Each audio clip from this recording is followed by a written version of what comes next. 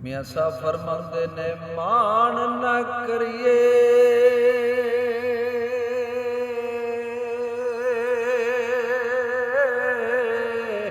ਹੋਰੋ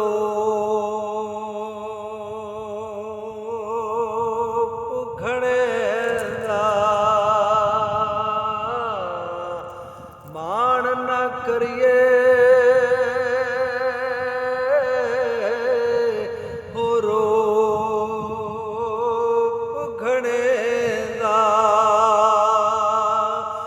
ਵਾਰਸ ਕੌਣ ਹੁਸਨ ਦਾ